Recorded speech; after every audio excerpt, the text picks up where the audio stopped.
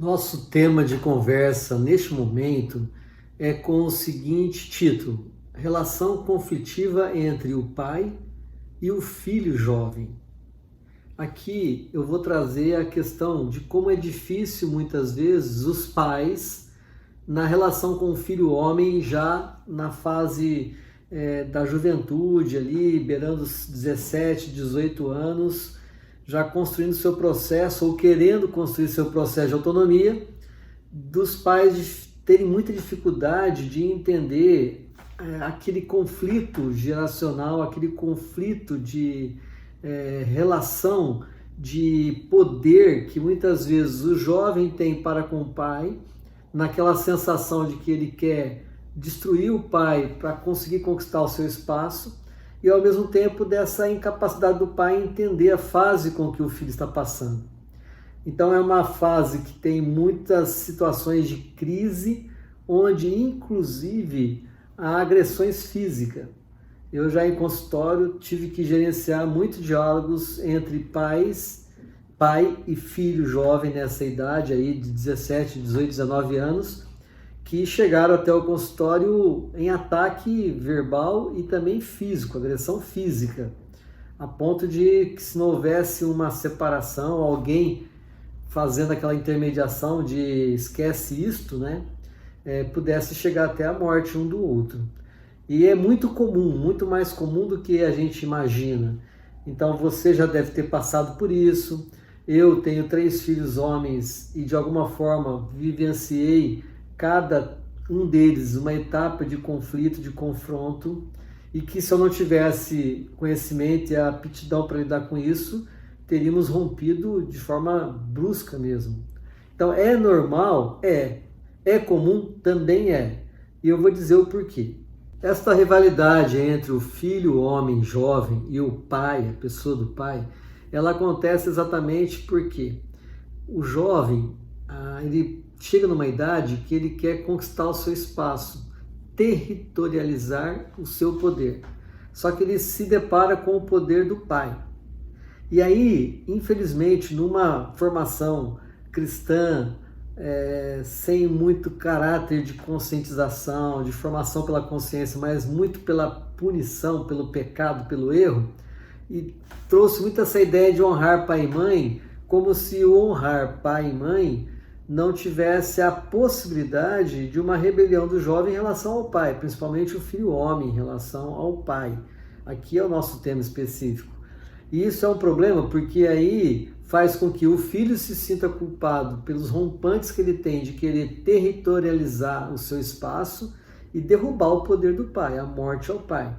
Isto vem na história do jovem desde quando criança, quando ele tem uma identificação com a pessoa do pai para conquistar a figura da mãe. No clássico modelo do complexo de Édipo, meninos fazem ligação afetiva muito forte com a mãe, mas tem o rival pai.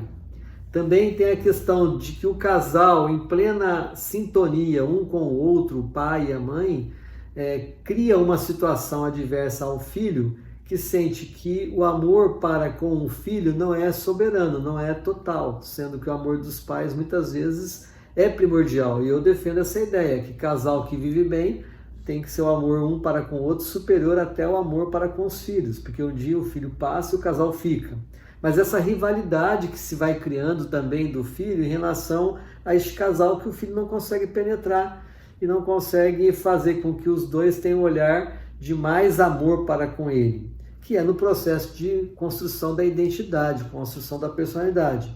E também um outro item que é quando o filho realmente vem com sinal de morte ao pai, que caracteriza e que singulariza a sua emancipação. O próprio Freud fala que quando o jovem começa a ter o desejo da morte ao pai, no sentido simbólico, de romper com a figura do pai, com a lei paterna, é sinal de que ele está em fase de crescimento.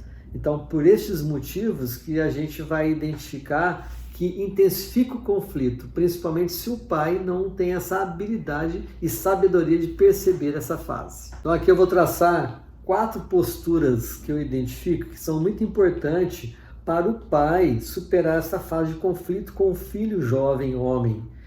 Então, ver que o filho jovem, homem, está se tornando adulto, ficar feliz porque ele está querendo construir essa autonomia.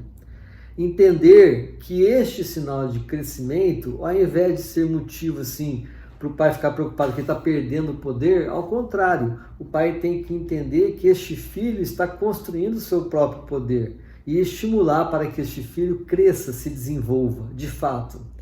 Saber que o pai tem que também saber perder a sua autoridade paterna de domínio e que este filho está gritando uma relação de igualdade de adulto para adulto. E aí, sair desse papel paterno simplesmente e construir uma relação de amizade com este filho, um pai amigo, parceiro. E o quarto item, que é absorver e incorporar as potencialidades desse filho, na qual o pai ajudou a construir. Esse jovem não chegou onde chegou à toa, foi com a ajuda deste pai.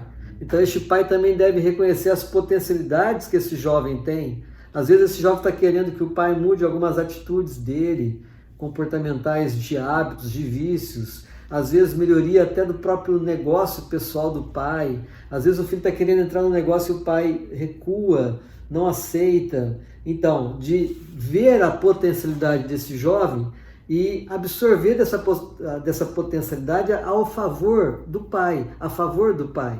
Então, este pai que integra as potencialidades deste filho que cresce e não rivaliza, sem medo de perder o poder. Cada um está no seu papel.